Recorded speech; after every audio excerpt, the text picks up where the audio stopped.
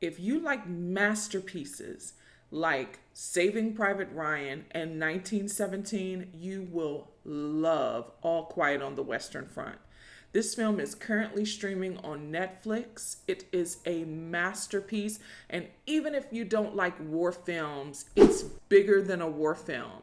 This is about journey and about resilience and about proselytization and a coming of age story that will you'll never forget.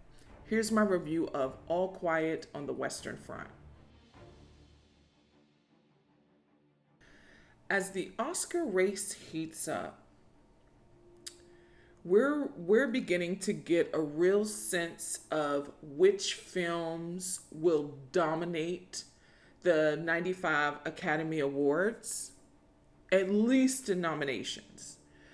And I get the sense that All Quiet on the Western Front, which Germany has submitted for an international Best Picture feature film, I get the sense that this will get as its predecessor from 1930, which was the third ever Best Picture winner in 1930. I think that this one will be nominated in Best Picture. It's definitely one of the best pictures of the year. It's beautiful. The cinematography in this film is so beautiful. The score is the best score of the year so far. It is hauntingly beautiful, that score. At its core, All Quiet on the Western Front is a coming of age story about a young soldier.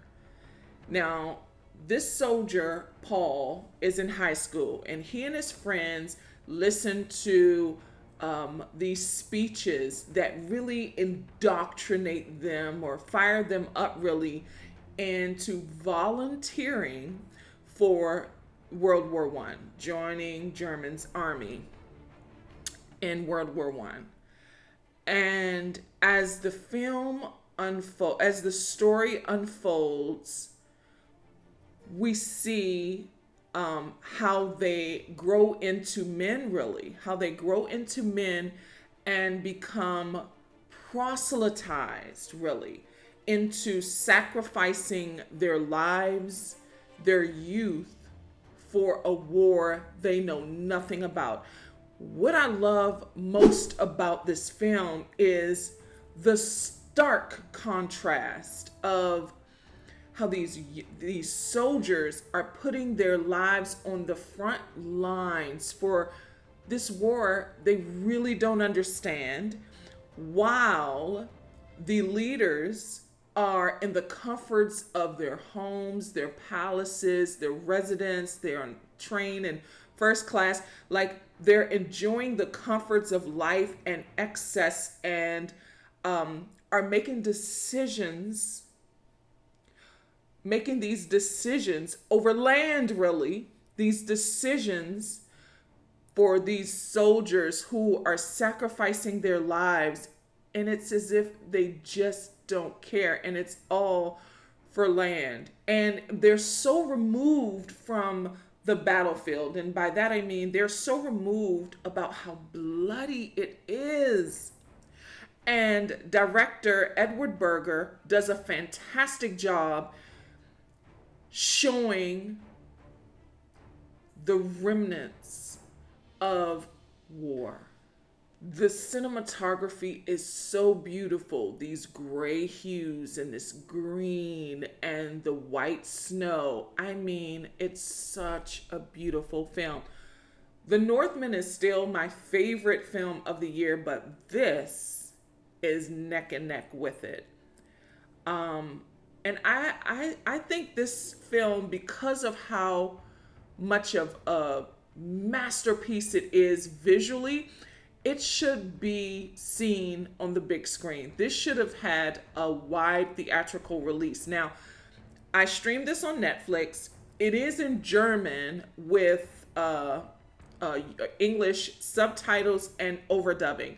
And even the voiceover actors, I think they did such an exceptional job putting feeling into the actors, their performance. I think the voiceover actors did a great job. Felix Kammerer, I know he's a newcomer. This is I think his second film, feature film. This actor is so convincing as this young kid who's not even supposed to be in this war, who forged documents to volunteer. How he grows, his journey from high school and getting in and volunteering to please his mother because his mother thought he didn't have this in him. Following his journey to being so fearful as a soldier to becoming a killer. He has these killer instincts.